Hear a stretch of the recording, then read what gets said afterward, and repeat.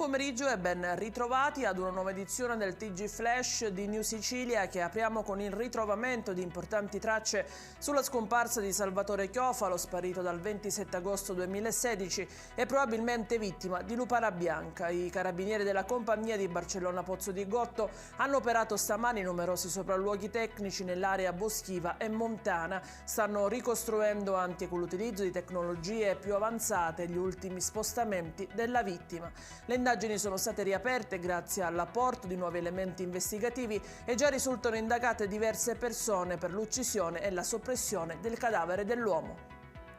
Una montagna di rifiuti sversata illegalmente su una superficie di oltre 6.000 metri quadrati è lo scenario allarmante scoperto dalle fiamme gialle della tenenza di Lentini, che hanno posto l'area interessata sotto sequestro, convalidato dall'autorità giudiziaria, e hanno denunciato i due proprietari del terreno alla Procura della Repubblica di Siracusa per il delitto di attività di gestione di rifiuti non autorizzata.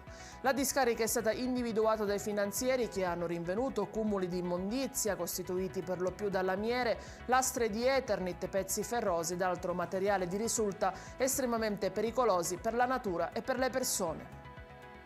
È stata invece interrotta una fiorente attività di lucro connessa allo sfruttamento e al favoreggiamento della prostituzione dalla Polizia di Stato a Palermo. È stato scovato e sequestrato un immobile nel quartiere Libertà dove si praticavano prestazioni sessuali a pagamento. Il magazzino è stato sequestrato e due persone sono state denunciate all'autorità giudiziaria per il reato di favoreggiamento e sfruttamento della prostituzione. Sarebbero due cittadini cinesi, un uomo ed una donna, rispettivamente di 54 e 35 anni.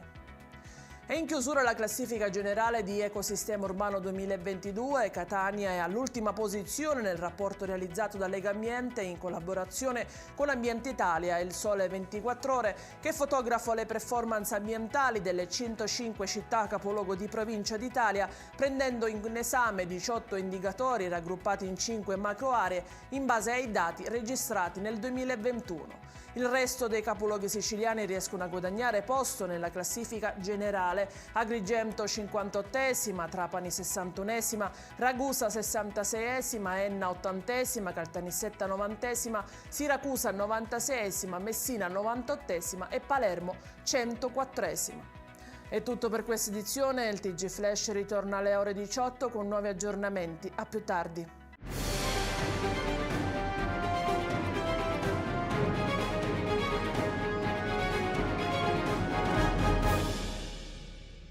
Procar, centro assistenza autorizzato BMW e Mini, adesso anche BMW Motorrad, via George Marshall 7, Mister Bianco, Catania.